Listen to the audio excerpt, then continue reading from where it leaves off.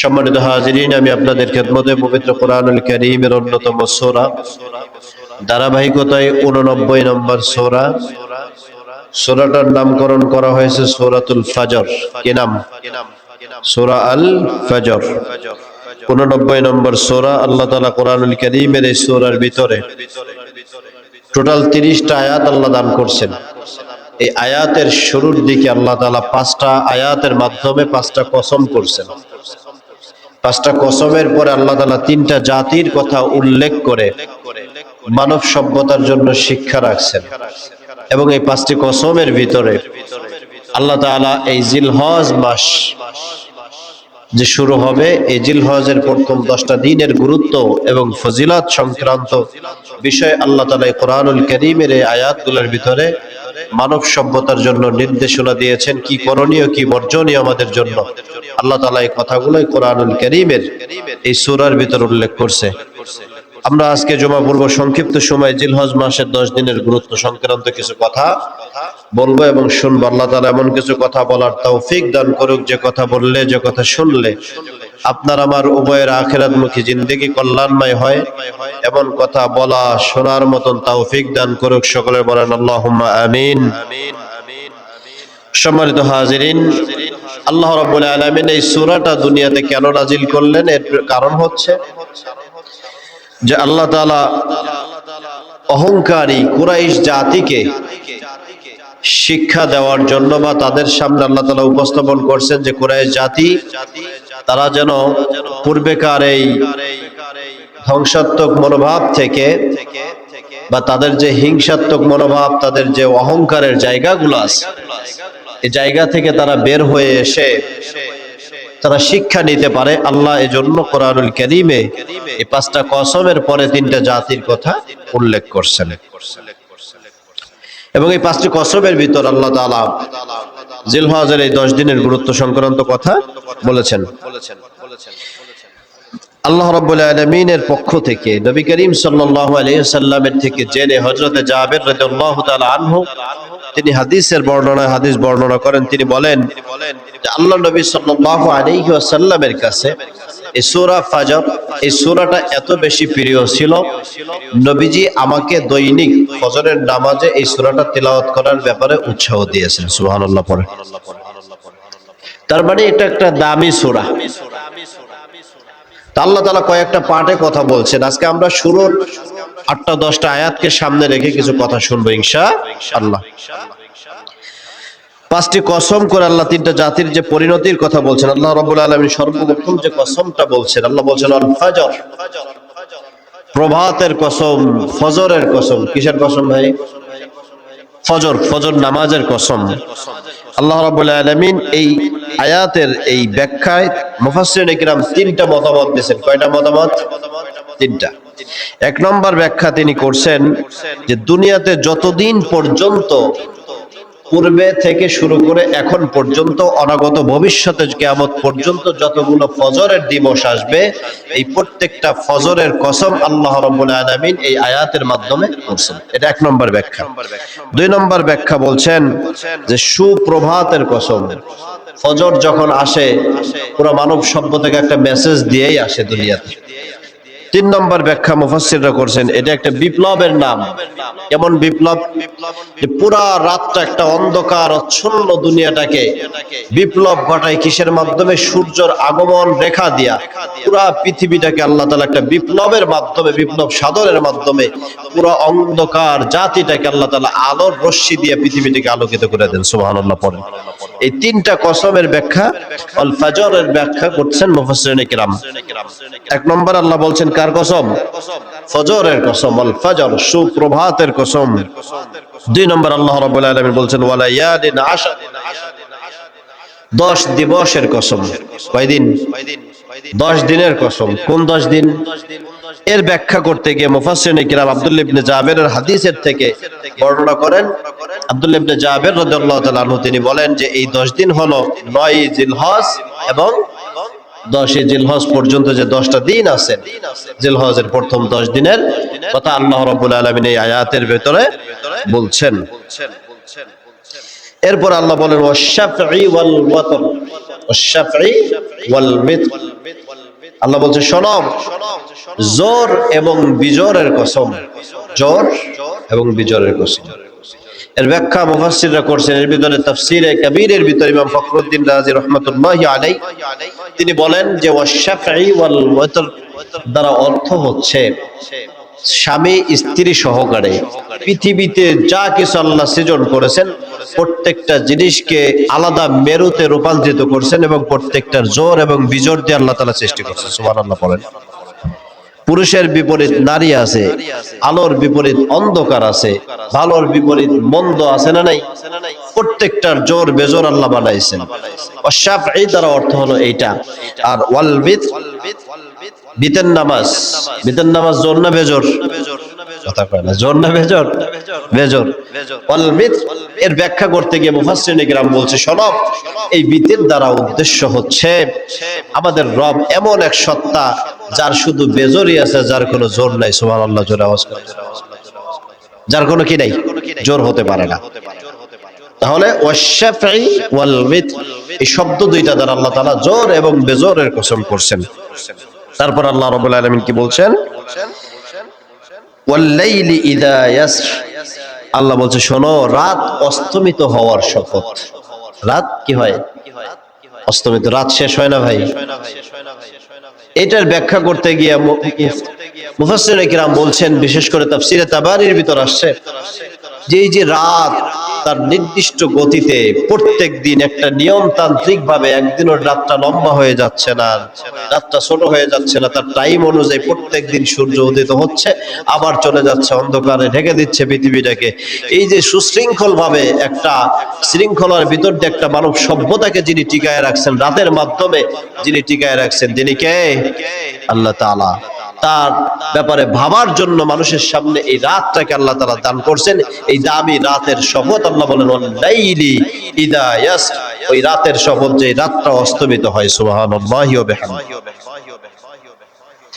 এরপর আল্লাহ তাআলা এই পূর্বের কসমগুলোকে স্মরণ করাই দিয়া পুরো মানব সভ্যতাকে বলতে চাই, মানব সভ্যতা শোনো, হাল ফি যালিকা কসামুল লিযি হিজর, পূর্বে যতগুলো কসম আমি আল্লাহ করলাম, হাল ফি যালিকা কসামুল লিযি হিজর, এ দুনিয়ার মানুষ তোমাদেরকে এই কসমগুলো তোমাদের বিবেকটাকে কি একটু নাড়াচাড়া দেয় না?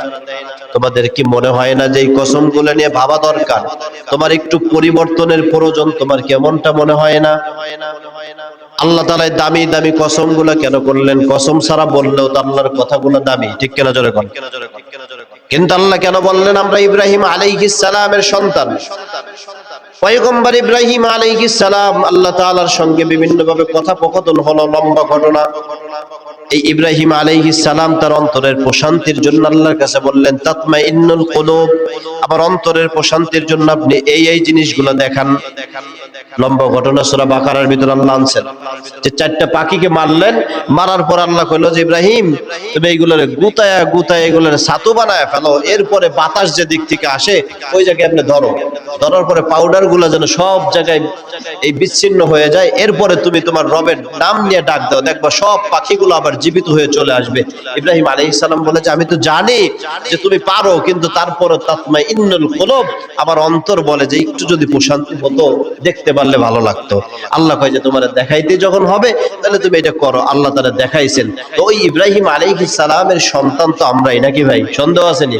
আমগো জাতির পিতা আবার অন্য কেউ? আমগো জাতির পিতা কে? ইব্রাহিম আলাইহিস সালাম। এই ইব্রাহিম আলাইহিস সালাম তিনি তার এই সন্তানের ধারাবাহিকতায় তো আমরা পৃথিবীতে আগমন করছি। আমাদের অন্তরেও মন চায় যে আল্লাহ যদি একটু কসম দিয়ে বললে মনে আমরা একটু শক্ত হব। কসম দিয়ে একটা কথা কইলে মানুষ বিশ্বাস করে খুব সহজে, আল্লাহর কি রে এটা করছে আমি। তার মানে মানুষ একটু গুরুত্বের সাথে দেখে। আল্লাহ কয় যে মানব সভ্যতা কোন মেন্টালিটিতে তারা বড় হচ্ছে, কি মেন্টালিটি নিয়ে সমাজ ব্যবস্থাপনায় তারা চলাফেরা করে, এটা আমি রব সৃষ্টি করেছি আমি জানি। এজন্যই আল্লাহ কসম দিয়ে মানব সভ্যতার বিশ্বাস বাড়ানোর জন্য, মানব সভ্যতার কানগুলো মনোসংযোগটাকে কোরআনের দিকে কনভার্ট করার জন্য আল্লাহ তাআলা এইভাবে পাঁচটা কসম খায়া এরপরে তিনটা জাতির কথা বলছেন। আল্লাহ বলে হাল ফি যালিকা কসামুল লিযি হিজর, এই এরপরেও কি তোমার বিবেক একটু বিব্রত হয় না? তোমার কি মনে হয় না যে তোমার পাপ ছাড়া দরকার? তোমার কি মনে হয় না যে তোমার অহংকার পরিত্যাগ করা দরকার? আপনাদের কি মনে হয় পরিত্যাগ করার প্রয়োজনীয়তা আছে না নাই? মানুষ মূলত অহংকার গুলাকে পরিত্যাগ কেন করেন? এর তিনটা কারণ। কয়টা কারণ? এক নম্বর পাওয়ার, দুই নম্বর প্রযুক্তি, তিন নম্বর খোদাদ্রোহী। যার কাছে শক্তি আছে, জনবল আছে, যে আমার 10টা ছেলে সবগুলো লাঠিয়া লয়ে গেছে, এখন আর এই এলাকার কেউ দেখার টাইম আমার কাছে নাই, এটার নাম হলো পাওয়ার, জনবল। দুই নম্বর যার কাছে প্রযুক্তিগত জ্ঞান আছে। ইসরায়েল ছোট্ট একটা দেশ, মাত্র 80 লক্ষ মানুষের বসবাস। 80 লক্ষ মানুষ পুরো বিশ্বটাকে নাড়ায়া চাড়ায়া খাইতেছে। কি দিয়া? জোরে আওয়াজ করে বলেন। কিসের মাধ্যমে ভাই? প্রযুক্তি। কিসের মাধ্যমে? প্রযুক্তি। খোদাদ্রোহী, যার কাছে ঈমান নাই, আল্লাহ সম্পর্কে যার ভয় নাই, যার ঈমানই নাই, তার আবার তাকবীর উলা কি আর তাকবীর ছাড়া কি? ঠিক কিনা জোরে কর। খোদাদ্রোহীর ব্যাপারটা ঠিক তেমনই, যে আল্লাহ মানে না, তার কাছে আল্লাহর ভয় দেখায় এত লাভ নাই। জান্নাত জাহান্নাম তার কাছে বান্দাবাদের গল্পের মতনই মনে হবে। কিন্তু যিনি আল্লাহ মানেন, তার কাছে এই কোরআন এফেক্টেবল। ছোট্ট একটু কথা, কোরআনের একটা শব্দ আপনার সামনে আসবে, তো আপনার দিলটা নরম হয়ে যাবে। ওয়াদা করছেন যিনি, তিনি কে? আল্লাহ। এজন্য মুসলমান সভ্যতার সামনে আল্লাহ তাআলা প্রশ্ন করলেন, হাল ফি যালিকা কসামুল লিযি হিজর। তোমার কি এই কসমগুলোর পরেও তোমার দিলটা কি একটু মনে চায় না যে আল্লাহর দিকে ফিরে আসবা? তোমার কি গুনাহ ছাড়ার সময় হয় নাই? আল্লাহ জিজ্ঞাসা করছেন, বলে যে শোনো, এখনো পর্যন্ত তোমার দিলের ভিতরে ভয় আসে নাই। কেন আসে নাই? তোমার কাছে হয়তোবা পাওয়ার আছে, হয়তোবা জনবল আছে, হয়তোবা তোমার কাছে টেকনিক্যালি কোনো প্রযুক্তি আছে, তোমার কাছে হয়তোবা দেখা যায় যে খোদাদ্রোহী মানসিকতা তোমার তৈরি হয়ে গেছে, যার কারণে তুমি আল্লাহ মানতে চাও না। এজন্য তোমার সামনে আমি আল্লাহ উপমা করলাম, তিনটা জাতির উপমা আমি আল্লাহ তাআলা পেশ করলাম। কয়টা জাতি? জোরে আওয়াজ করে বলেন। এক নম্বর, আল্লাহ রাব্বুল আলামিন কোন জাতির কথা বললেন? আল্লাহ বললেন, শোনো, আলাম তারা কাইফা ফাআলা রাব্বুকা বিআদ। নবীজি, আপনি পৃথিবীর মানুষগুলোকে জিজ্ঞাসা করেন, আলাম তারা, তারা কি দেখে নাই? কাইফা ফাআলা রাব্বুকা বিআদ, আমি আল্লাহ তাআলা আদ জাতির সঙ্গে কি আচরণ করেছি, তারা কি এটা দেখে নাই? আদ জাতির সঙ্গে কি ব্যবহার করছে আল্লাহ রাব্বুল আলামিন? আদ জাতির নবী ছিলেন হযরতে হুদ আলাইহিস সালাম। কুরআনুল কারীমের ভিতর আল্লাহ তাআলা সূরা হুদ নাযিল করেছেন। বিশ্বনবী সাল্লাল্লাহু আলাইহি ওয়াসাল্লাম, বুখারীর বর্ণনায় আসছে, নবী আমার যেদিন দুনিয়া থেকে চলে গেলেন, তার আগ পর্যন্ত পয়গম্বর আলাইহিস সালামের 3টা অথবা 4টা চুল অথবা 7টা চুল, ভিন্ন ভিন্ন বর্ণনা আসছে। নবীজির 2-1টা দাড়ি মোবারক শুধুমাত্র সাদা হয়েছিল। সাহাবায়ে কেরাম রিদওয়ানুল্লাহি তাআলা আলাইহিম আজমাইন গণ জিজ্ঞাসা করলেন, ওগো পয়গম্বর, আপনার এই চুলগুলো পেকে গেছে, আপনি তো বুড়া হয়ে গেছে। আল্লাহর নবী সাল্লাল্লাহু আলাইহি ওয়াসাল্লাম চোখের পানিগুলো ছেড়ে দিয়ে কেঁদে ফেললেন। বললেন, এ সাহাবীরা শোনো, আমি নবী এমনিতে বিদ্ধ হই নাই, বরং সূরা হুদ আমাকে বিদ্ধ করে দিয়েছে। আল্লাহু আকবার বলেন। এই সূরা হুদের ভিতর আল্লাহ তাআলা সালেহ আলাইহিস সালামের ঘটনা বর্ণনা করছেন, আদ জাতির ঘটনা বর্ণনা করছেন। তাদের পয়গম্বর ছিলেন হযরত হুদ আলাইহিস সালাম। আল্লাহ বলেন, ওয়া ইলা আদিন আখাহুম হুদা। হযরত হুদ আলাইহিস সালাম তাদের কাছে আসলেন, বললেন, ক্বালা ইয়া কওমি ইবুদুল্লাহা মা লাকুম মিন ইলাহিন গায়রু। এক আল্লাহ ছাড়া অন্য কারো ইবাদত তোমরা করো না, বরং এগুলোকে ছেড়ে দাও। কে শুনে কার কথা? তাদের কাছে কি ছিল? পাওয়ার ছিল, জনবল ছিল, প্রযুক্তি তাদের কাছে ছিল। আল্লাহ মানার টানার টাইম তাদের কাছে নাই। যখন মানে নাই, আল্লাহ তাআলার কাছে ব্যাপারটা মোটেও ভালো লাগে নাই। আল্লাহ রাব্বুল আলামিন এই জাতিটাকে ধ্বংস করার জন্য পরবর্তীতে যখন সিদ্ধান্ত নিয়ে ফেললেন, লম্বা ঘটনা, লম্বা করে বলার সুযোগ নাই। আল্লাহ রাব্বুল আলামিন এই হুদ জাতিকে, আদ জাতিটাকে ধ্বংস করার জন্য হুদ আলাইহিস সালামের কাছে মেসেজ পাঠিয়ে দিল, তাদেরকে সতর্ক হতে বলেন, অচিরেই তাদের জন্য একটা কি আসবে? শাস্তি আসমান থেকে আসবে। শাস্তিটা কয়দিন ব্যাপী ছিল? আল্লাহ রাব্বুল আলামিন কুরআনুল কারীমের ভিতর বড় চমৎকার করে বর্ণনা করেন। সময়টা ছিল 7 দিন 8 রাত। কয়দিন? দিন ছিল 7টা, রাত ছিল 8টা। আল্লাহ বলেন সাবআ লায়ালি ওয়া সামানিয়াতা আইয়াম, দিনের সংখ্যা ছিল 7টা, রাতের সংখ্যা ছিল 8টা। আল্লাহ তাআলার পক্ষ থেকে এক শীতল হাওয়া আসলো, ঠান্ডা বাতাস। এটা নরমাল এই দক্ষিণা হাওয়ার মত না, জানলা খুলে দিয়ে আপনি ঘুমাবেন এমন না। আল্লাহর পক্ষ থেকে যখন গজব আসে, গজব যারা পড়ে তারা বুঝে, ঠিক না ভাই?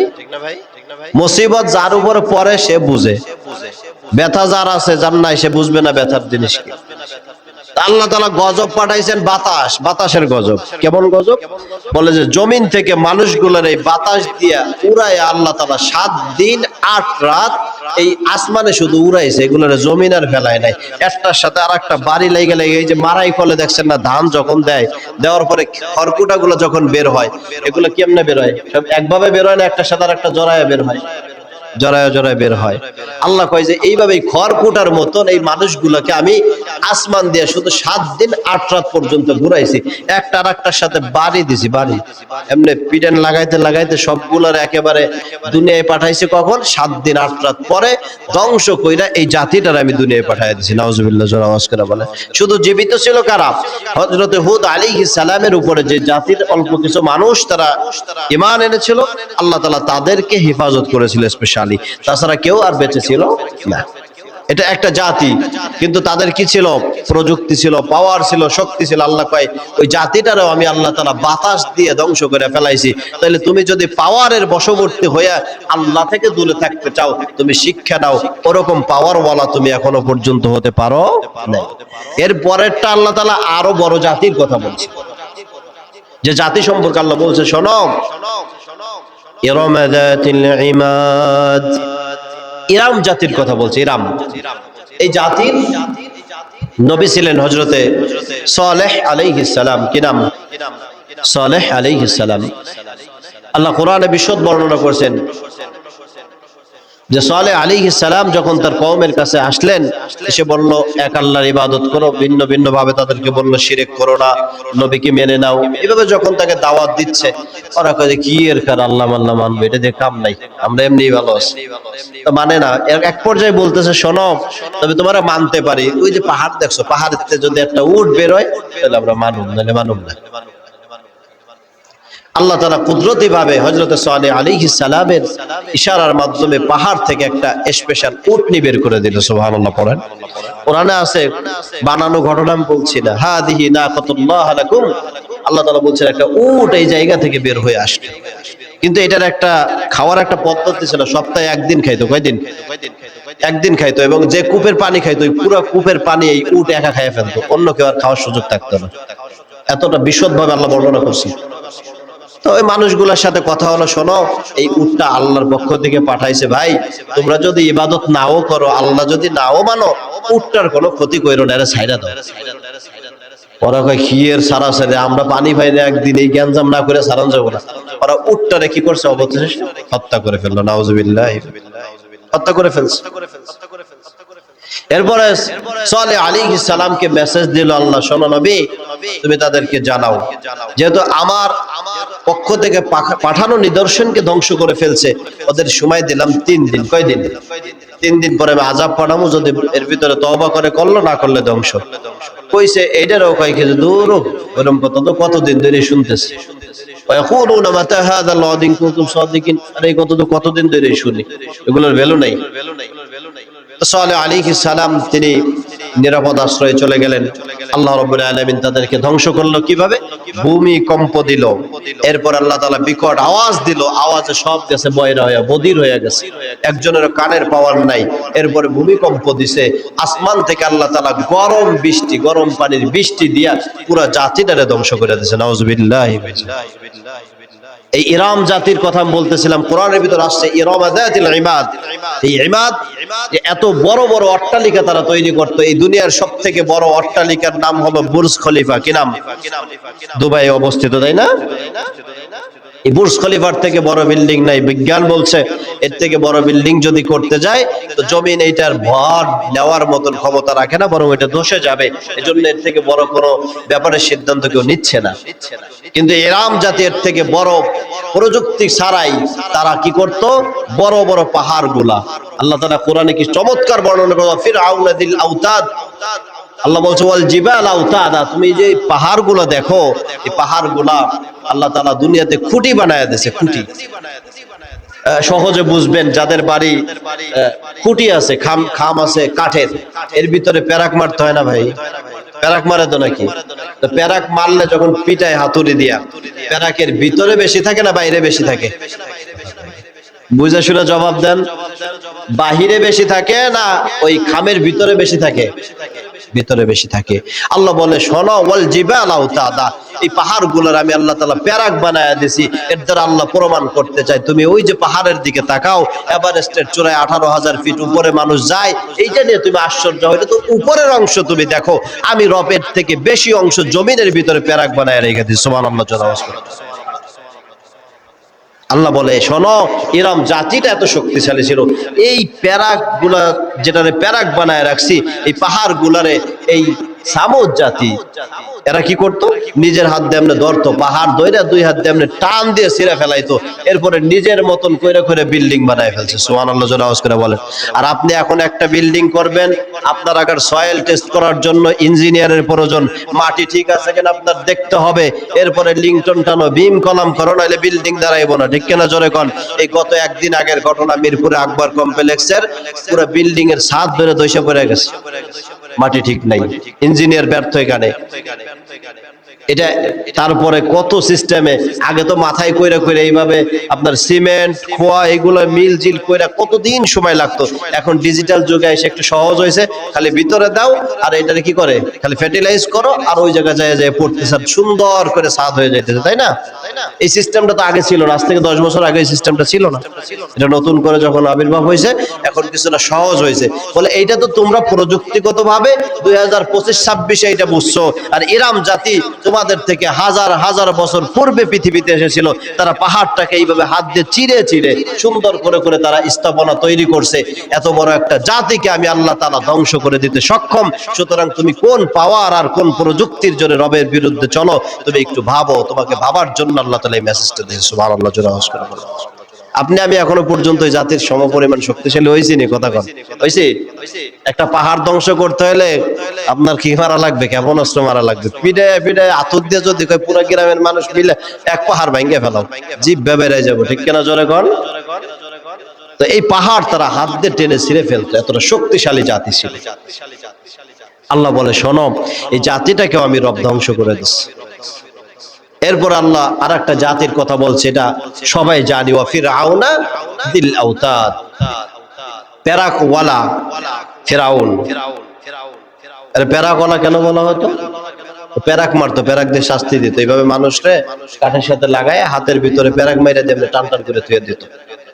এজন্য রে জিল আওতাদ প্যারাকওয়ালা বলা হয়। কি বলা হয়? প্যারাকওয়ালা। এটা লম্বা ঘটনা, আপনার এদিকে যাওয়া আমার জরুরি না। আমি যে বিষয়ে আলোচনা করতে চাইছি, জিলহজের গুরুত্ব আল্লাহ তাআলা শুরুতেই বলছেন, ওয়াল ফাজর ওয়া লায়ালিন আশর। জিলহজের গুরুত্ব আল্লাহ বুঝাইছেন, 10 দিনের গুরুত্ব। কেমন গুরুত্ব? আল্লাহ রাব্বুল আলামিনের কাছে 10টা দিনের অনেক বেশি গুরুত্ব আল্লাহ সুবহানাহু ওয়া তাআলা কোরআনুল কারীমের ভিতরে এই 10টা দিনের ব্যাপারে বলছেন। আর ফিরাউনের সৈন্য সামন্ত সম্পর্কে তো আপনারা জানেন, ছোট্ট একটা ধারণা দেই। 6 লক্ষ সৈন্য নিয়ে মুসা আলাইহিস সালামকে পিছু ধাওয়া করেছিল। মুসা আলাইহিস সালামের সৈন্য সংখ্যা ছিল মাত্র 4200। কতজন? 4259। আর এর বিপরীত 6 লক্ষ। এই 6 লক্ষ মানুষ, এই যে মাঝে মাঝে আমাকে ভারতালারা হুমকি দেয় না, ওই যে আমরা খালি পেশাব করে দিলে বলে বাংলাদেশ বাইসা যাব, মুখ দিয়ে মাঝে মাঝেই কয়। বাস্তবতা কি এত সহজ? এত সহজ না।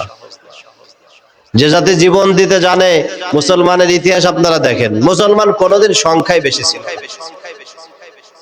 হাদিসের ভিতর আসে একটা সময় এমন আসবে যে মুসলিম মিল্লাতকে একটা নবীজি উদাহরণ দিয়েছে, কত চমৎকার উদাহরণ। নবী করিম সাল্লাল্লাহু আলাইহি ওয়াসাল্লাম বলছে, শোনো যে তোমরা দাওয়াত বাড়ি খাইতে যাও না, তো দাওয়াত বাড়ি যখন খাইতে যাই, গ্রামের দাওয়াত বাড়িতে গেলে পথ কি একটা ব্যবহার করে না চতুর্মুখী পথ মানুষ ব্যবহার করে? ভাই কথা বলেন, কয় দিক? চার দিক দিয়ে, যার যে দিক দিয়ে সুবিধা। আপনার এই বাড়ি দাওয়াত মনে করেন, আপনার এই দিক দিয়ে শুধু আপনি দিক দিয়ে ঢুকলেন, ওই পাশ থেকে যে আছে সে কি ঘুরে দিক দিয়ে ঢুকে না ওই দিক দিয়ে ঢুকে? যার যে দিক দিয়ে ঢুকে সুবিধা সে সেদিক দিয়ে ঢুকে। নবী করিম সাল্লাল্লাহু আলাইহি ওয়াসাল্লাম বলছে, একটা সময় দুনিয়াতে এমন আসবে মুসলিম মিল্লাতকে একটা প্লেটের খাবার খাওয়ার জন্য মানুষ যেমন চারদিক দিয়ে গোল হয়ে বসে, দাওয়াত বাড়িতে মানুষ যেমন ঢুকে চতুর্দিক দিয়ে ফিতনার আক্রমণে এইভাবে আসবে। দিন শেষে ওই মুসলিম মিল্লাত যা বিজয়ী হবে শুধুমাত্র দুইটা জিনিসকে পরিত্যাগ করলে। কয়টা জিনিস? দুইটা জিনিস। একটা নবী বলেন যে তাদের ভিতরে ওয়াহান চলে আসবে। ওয়াহান কি? সাহাবায়ে কিরাম প্রশ্ন করলেন, কিলা মান ওয়াহান ইয়া রাসূলুল্লাহ, ওয়াহান কি জিনিস? নবী করিম সাল্লাল্লাহু আলাইহি ওয়াসাল্লাম বলে, শোনো, একটা হলো ওই উম্মতের ভিতরে মৃত্যুর ভয় চলে আসবে, আর ওই উম্মতের ভিতরে দুনিয়ার লোভ যখন বেড়ে যাবে, ওই জাতিটাকে এইভাবে চতুর্মুখী আক্রমণ দিয়ে আল্লাহ ধ্বংস করে দেওয়ার চেষ্টা করবে। কিন্তু এর ভিতর থেকে মুসলমানের সংখ্যা থাকবে খুবই কম। যারা ইমানদার হবে, যারা ইমানের বলে বলিয়ান হবে, আল্লাহ তাআলা ওই জাতিটার মাধ্যমে মুসলিম মিল্লাতের বিজয়ের পতাকাটাকে এই পৃথিবীর বুকে উড্ডীন করেই ছাড়বে। সুবহানাল্লাহি ওয়া বিহামদিহি। এজন্য মুসলমান ভাইয়েরা আমার, ব্যাপারটাকে মাথায় রাখা যে আমার মুসিবত, ছোট ছোট আক্রমণ, বড় বড় দেশের হুমকি দেখে ভয় পাওয়ার কিছু নাই। দিন শেষে আমার ইমানের জায়গায় যদি আমি সাবলীল ভাবে দাঁড়িয়ে থাকতে পারি, দিন শেষে ইসলামের বিজয় যিনি দান করবেন, ওয়াদা করেছেন, তিনি কে? এটা মাথায় রাখা। আল্লাহ আমাদেরকে বোঝার তৌফিক দান করুক। যাই হোক, লম্বা আলোচনা করতে যাচ্ছি না। ফিরাউনের বড় বাহিনীর বিপরীতে মুসা আলাইহিস সালামকে আল্লাহ তাআলা বিজয় দান করছেন কি করেন নাই? করছেন। দায়িত্ব কি ছিল? লা তাহজান ইন্নাল্লাহা মা'ানা, ওগো মুসা তুমি চিন্তিত হয়ো না, তুমি শুধু ভরসা রাখো একজনের উপরে, তিনি হলেন তোমার আল্লাহ। এটা তুমি বলে দাও, লা তাহজান ইন্নাল্লাহা মা'ানা, আল্লাহ আমার সাথে আছে। সুবহানাল্লাহ পড়েন। এই ছোট্ট কথার মাধ্যমে মুসা আলাইহিস সালামকে আল্লাহ তাআলা বিজয় দান করে দিয়েছেন। তো এই যে আল্লাহ তাআলা লম্বা একটা আলোচনা, এই সূরা 4টা পার্টে আল্লাহ তাআলা আলোচনা করেছেন, পরবর্তীতে ভিন্ন আলোচনা। আমি শুরুতে ভূমিকা যেটা দিলাম আপনাদেরকে, যে আল্লাহ তাআলা 5টা কসমের পরে 3টা জাতির ধ্বংসলীলার কথা বললেন, যে তাদেরকে কিভাবে ধ্বংস করলাম। এর ভিতর আল্লাহ তাআলা 2 নম্বর আয়াত হলো আমার আলোচনার মূল টপিক। ওয়ালাইলি ওয়ালায়ালিন আশর, আল্লাহ বলছেন 10 দিবসের কসম, 10টা রাতের কসম। কোন 10 রাত? সেই 10টা রাত হচ্ছে জিলহজের এই প্রথম 10টা রাতের গুরুত্ব আছে।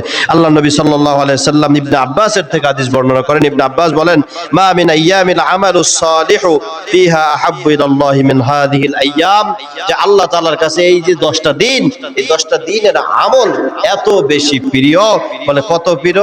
নবী করিম সাল্লাল্লাহু আলাইহি ওয়াসাল্লাম বলেন যে একজন মানুষ এই দুনিয়াতে যত কিছু আছে সবকিছুর থেকে আল্লাহ তাআলা আহাব্বু ইলাল্লাহ, তোমার রবের কাছে সবথেকে বেশি প্রিয় হলো এই 10টা দিনের আমল। সুবহানাল্লাহ, জোরে আওয়াজ করে বলেন। সাহাবায়ে কিরাম শোনার পরে প্রশ্ন করলেন, ক্বালু ইয়া রাসূলুল্লাহ ওয়ালাল জিহাদু ফি সাবিলিল্লাহ, কোন ব্যক্তি জিহাদে আছে তার থেকেও কি বেশি ফায়দা হবে? এটা তার থেকেও বেশি সওয়াব এটার মাধ্যমে? নবী করিম সাল্লাল্লাহু আলাইহি ওয়াসাল্লাম বললেন, ক্বালা ওয়ালাল জিহাদু ফি সাবিলিল্লাহ ইল্লা রাজুলুন খারাজা বিনাফসিহি ওয়া মালিহি, যে ব্যক্তি তার জান এবং মাল দিয়ে আল্লাহর রাস্তায় বের হয়ে গেল, ওই ব্যক্তির থেকে এই 10 দিনের ইবাদতের গুরুত্ব আমার আল্লাহর কাছে বেশি। সুবহানাল্লাহ, জোরে আওয়াজ করে বলেন। নবী করিম সাল্লাল্লাহু আলাইহি ওয়াসাল্লাম বললেন, ফালাম ইয়ারজি মিন যালিকা বিশাইইন, শুধুমাত্র সে জীবন আর মাল নিয়ে যুদ্ধের ময়দানে গেছে ব্যাপারটা এমন নয়, বরং ওই জায়গায় যায়া সে জীবনটাও দিয়ে দিয়েছে, ফিরে আর আসে নাই। তো ওই ব্যক্তি শাহাদাত বরণ কইরা যতটুকু ফজিলত পাবে, নবী আমার কয় এই 10 দিনে যদি কোনো ব্যক্তি আমল করে, তা আল্লাহর কাছে এই 10 দিনের আমল ওর থেকেও বেশি দামি হয়ে যাবে। সুবহানাল্লাহ। কবে সেই 10 দিন ভাই? এই জিলহজ শুরু হচ্ছে, জিলকদের সম্ভবত আছে 27 তারিখ, আগামী 18 তারিখ থেকে সম্ভবত জিলহজের প্রথম দিবস শুরু হবে। এই 10টা দিনকে আমাদেরকে গুরুত্ব দেয়া। নবী বলেন, ফাকসিরু ফিহিন্না মিনাত তাহলিল ওয়াত তাকবীর ওয়াত তাহমিদ, এই 10টা দিনের ভিতর অন্যতম একটা গুরু দায়িত্ব তোমাদের জন্য হলো যে তোমরা বেশি বেশি করে কি করো? ফাকসিরু ফিহিন্না মিনাত তাহলিল ওয়াত তাহমিদ ওয়াত তাকবীর, নবী কয় বেশি বেশি করে তোমরা পড়ো সুবহানাল্লাহ। কি পড়তে হবে? বলেন সুবহানাল্লাহ। বলে লস আছে নি? আপনারা যে খন্ডা ঘটনা কি বলা মাত্র আল্লাহ তাআলা জান্নাতে একটা গাছ দিয়ে দেবে। কেমন গাছ? বলে যে এই যুগের সবথেকে দ্রুতগামী গাড়ির নাম কি কর? BMW নাকি? এই তো এই বিএমডব্লিউ পাক্কা 500 বছর পর্যন্ত চলবে, এরপর এর ছায়া শেষ করতে পারবে না। সুবহানাল্লাহ, জোরে আওয়াজ করে বলো। তাহলে বললে তো লস নাই। নবী কয় এই 10টা দিন তোমার জন্য কি করতে হবে? বেশি বেশি তাহলিল, তাহমিদ, তাকবীর তুমি বেশি বেশি করে বলো। সুবহানাল্লাহ, আলহামদুলিল্লাহ, আল্লাহু আকবার। এই তাকবীর তাহলিল গুলো বেশি বেশি করে পাঠ করা, এটা মুসলিম মিল্লাতের জন্য দায়িত্ব করে দিয়েছেন নবীজি সাল্লাল্লাহু আলাইহি ওয়াসাল্লাম। তাহলে এই 10টা দিনকে সামনে রেখে আমাদের মুসলিম মিল্লাতের একটা প্ল্যান থাকার প্রয়োজন আছে না নাই? 10টা দিন আমি কিভাবে কাটাতে পারি, এজন্য আমরা 7টা আমলকে যুক্ত করে করতে পারি। কয়টা আমল? কথা বলেন, কয়টা? 7টা আমলকে যুক্ত করতে পারি 10 দিনের জিলহজকে কেন্দ্র করে। 1 নম্বর আমাদেরকে যে আমলটা করতে হবে, কোরআন তেলাওয়াত করা। দৈনিক আমি 1 পৃষ্ঠা পারি, একটা সূরা পারি আমি, ওই একটা সূরা আমি কোরআন ধরে নিজের হাত দিয়ে ধরে ধরে পড়বো। রাজি আছেন তো ইনশাআল্লাহ? একটা সূরা হলেও পড়বো। তো এই ক্ষেত্রে একটা হারানো সুন্নাত আমাদের জন্য আছে। হারানো সুন্নাত বললাম কি কারণে? এটা অনেক মুসলমান জানেই না। এই জায়গা অনেকে হয়তো প্রবাসী আছেন, মক্কা মদিনায় দেখছেন ইমাম সাহেবরা তেলাওয়াত করে, মাঝে মাঝে কান্দে, দেখছেন না? যারা সৌদি ছিলেন এরা 2-1 জন সাক্ষী দেন, কান্দে না? মক্কা মদিনায় ইমাম সাহেবরা কাঁদে, দেখবেন। কেন কাঁদে? তারা জাহান্নাম দেখে, জাহান্নাম বোঝে। আল্লাহ কোথাও জাহান্নামের ভয়াবহতা বলেন, কোথাও জান্নাতের কথা বলেন, তাদের আওয়াজগুলো উঁচু হয়ে যায়। এজন্য কোরআন তেলাওয়াতের ক্ষেত্রে অর্থ বোঝার চেষ্টা করো। যদি না বোঝে আলহামদুলিল্লাহ, কমপক্ষে জাহান্নাম শব্দ আসলে এতটুকু তো বোঝা যায় আল্লাহ এই জায়গায় জান্নাতের কথা বলেন না, এটুকু তো বোঝেন নাকি? না, এই তরজমা বোঝার লেগে আমার লেখাপড়া করা লাগবে? এটুকু যদি বুঝেন, একটা পৃষ্ঠা পড়বেন দৈনিক, কমপক্ষে কোরআন তেলাওয়াত করা, জান্নাত জাহান্নামের বিষয়গুলো বোঝার চেষ্টা করা, এটা হলো 1 নম্বর দায়িত্ব আমাদের। 2 নম্বর কি করবেন? প্রতিদিন আমরা ঘন্টা খানিক দোয়া করা। কত সময়? 1 ঘন্টা। দোয়াই খুঁজে পাই না, কি দোয়া করব? আমি হাত তুলে কই আল্লাহ রব্বানা যালামনা আনফুসানা, এর বাইরে আমার দোয়া জানা নাই। এরপরে কই আল্লাহ মাইয়া বিয়ে হয় না, বিয়ের ব্যবস্থা করো, টাকা নাই টাকা দাও, সাওয়ালের চাকরি হয় না, চাকরি দাও। এই যে আমার দোয়ার আইটেম শেষ। মা বাপ যদি মইরা যায়, সর্বোচ্চ জোর জুলুম করে কই বুড়ো বুড়ি গেছে, আল্লাহ এগো যদি মনে চায় জান্নাত দিও, না মন চাইলে আমারে মাফ করে দাও, আল্লাহুম্মা আমিন। শেষ। এই তো দোয়ার আইটেম নাকি? 20 সেকেন্ড দোয়া করার পরে, 1 মিনিট দোয়া করার পরে আর দোয়া খুঁজে পাওয়া যায় না। এটা আমাদের দোয়ার হালাত না ভাই? কিন্তু আপনার আমার জীবনে আপনি দেখেন তো ভেবে, কোনদিন এমন দোয়া আপনি করছেন কিনা? আপনার দোয়ার ভিতর থেকে বাদ পড়েছে একজন রিকশাওয়ালা, আপনার দোয়া আজ পর্যন্ত ভ্যানওয়ালা পড়ে নাই, আপনার ঘরের যে আপনার ওয়াইফরে কাজের জন্য সহযোগিতা করে যে ভদ্র মহিলা, তারে আপনি দোয়ার ভিতরে শামিল করতে পারেন নাই, আপনার শত্রুর জন্য আপনি দোয়া করতে পারেন নাই, আপনার পাড়ার ভাইয়ের জন্য আপনি দোয়া করতে পারেন নাই, যে আপনার গীবত শিকায়ত করে তার জন্য আপনি দোয়া করতে পারেন নাই, তাহলে আপনার দোয়া তো 2 মিনিটেই শেষ হয়ে যাবে। তো লম্বা দোয়া করতে হলে আপনি আল্লাহর কাছে হাত তুলেন, বলেন যে আল্লাহ আমার অমুক ভাইয়ের আপনি মাফ করেন, দেখলাম সারাটা জীবন কষ্টে কাটায়, আপনি তার জীবনটা একটু সুন্দর করার ব্যবস্থা করেন। কিন্তু আমরা দোয়ায়ও কৃপণতা করি, কি করি না? জোরে আওয়াজ করে বলেন। কৃপণতা করি, চিন্তা করি ওরা যদি আমার ভালো হয়ে যায় তাহলে তো মুসিবত, আমার দাম দিব না। কিন্তু আমার দোয়া হওয়া দরকার সর্বজনীন দোয়া। দোয়া এটা স্বয়ং একটা ইবাদত। হাদিসের ভিতরে আছে দোয়া হুয়াল ইবাদাহ, দোয়া স্বয়ং নিজেই একটা ইবাদত। সুবহানাল্লাহ, জোরে পড়েন। এজন্য দোয়ার আমল করা যাবে কি যাবে না ভাই? কত সময়? দৈনিক 1 ঘন্টা দোয়া করা। মানে 1 ঘন্টা এক লগে পারুক না, 10 মিনিট 10 মিনিট করে 5 ওয়াক্তে 50 মিনিট করা যাবে না ইনশাআল্লাহ? আপনি হিসাব মিলান, চোখ দুটো বন্ধ করেন, জীবনে এত পাপ আছে আপনি মিলাইতে পারবেন না হিসাব। আপনি একটু একটু করে ভাবেন, আপনি দোয়া করে শেষ করতে পারবেন না 1 ঘন্টা আপনার জীবনের হাজারে, আপনি আল্লাহর কাছে বলে শেষ করতে পারবেন না। কিন্তু এটা রিয়ালাইজ করতে হবে দিল থেকে। আপনি যদি এটা অনুভব না করেন যে আমি পাপী, তাহলে তো আপনার ক্ষমা চাওয়ার চিন্তাই আসবে না। এজন্য আমাদের এই 10 দিনের ভিতর অন্যতম একটা আমল থাকবে দৈনিক কমপক্ষে 1 ঘন্টা দোয়া করা। রাজি আছেন তো ইনশাআল্লাহ? আল্লাহ তৌফিক দান করুক। আমার দোয়া থেকে যেন একজন রিকশাওয়ালা, একজন ভ্যানওয়ালা, ধান কাটতে আসা একজন দিন মজুরও যেন বাদ না যায়। প্রত্যেকে আমার দোয়া পাবে। লাভ কি? এজন্য দেখবেন সব হুজুররা যারা দোয়া করে, দোয়ার শুরু থেকে আল্লাহ আদম থেকে শুরু করে যারা যারা মরছে সবাইরে মাফ করো, বলে না ভাই? লাভ আছে। হুজুররা তো জীবনে কোনোদিন কয় না আল্লাহ আমারে মাফ করো, আমার এইটা দাও। কোন হুজুরে কইতে দেখছেন? এটা কয় না। কিন্তু আমরা তো মনে করি বাহ, যে হুজুর রাখছি 10,000 টাকা দিয়ে, হুজুর তো চেতা হুজুর, কোনোদিন নিজের কথা কয় না, খালি আমগো লেগে দোয়া করে জান্নাতে দেয়। এটা ভাবি না আমরা অনেকে ভাই, হুজুর যে দামি দোয়া আগে কইরা ফেলাইছে, নিজের দামি টেরও পান নাই। বুখারীর ভিতর আছে নবী করিম সাল্লাল্লাহু আলাইহি সাল্লাম বলছে যে কোন মানুষ যখন কোন মানুষের ব্যাপারে দোয়া করে, যতজন মানুষের কথা উল্লেখ করে, প্রত্যেকটা রূহের বিনিময় এক একটা করে নেকি ওই ব্যক্তির আমল নামে আল্লাহ কনভার্ট করে দেয়। সুবহানাল্লাহ। তাহলে হুজুর যে আগে কোটি কোটি নেকি লয়ে লইছে, এটা আপনি টেরও পান নাই। এজন্য দোয়ার ক্ষেত্রে কেউ যেন আমার থেকে বাদ না পড়ে। রাজি আছেন তো ইনশাআল্লাহ? এটা 2 নম্বর আমল আমাদের হবে। 3 নম্বর আমরা যেটা করতে পারি সেটা হলো টানা 10 দিন যদি আমরা সম্ভব হয় সিয়াম পালন করা, রোজা রাখা, এটা যদি সম্ভব হয় এটা আমরা পালন করার চেষ্টা করি। সেটা না হলে কমপক্ষে ইয়াউমে আরাফার দিন 9 জিলহজ আমরা রোজা রাখবো। রাজি আছেন তো ইনশাআল্লাহ? হাদিসের ভিতর আছে এর দ্বারা লাভ কি, আপনি একদিন রোজা রাখবেন, নবী বলেন তার পূর্বের সামনের 2 বছরের গুনাহ আল্লাহ তাআলা মাফ করে দেন। সুবহানাল্লাহ বলেন। সিয়ামু ইয়াউমে আরাফা, নবী করিম সাল্লাল্লাহু আলাইহি ওয়াসাল্লাম বলেছে আরাফার ময়দানের দিনের সিয়ামের দাম কত জানো? নবী কয় যে তার সামনের 1 বছরের গুনাহ, পিছনের 1 বছরের গুনাহ আল্লাহ মাফ করে দেন। সুবহানাল্লাহ। এজন্য কমপক্ষে 9 জিলহজ কুরবানির আগের দিন আমরা রোজা রাখবো। রাজি আছেন তো ইনশাআল্লাহ? মা বোন যারা শুনছে তারা এই জায়গায় খুব পাকা, তারা রাখবে। বাবারা যারা আসছেন আপনারা রাখবেন তো ইনশাআল্লাহ? আল্লাহ তৌফিক দান করুক, আমিন বলেন।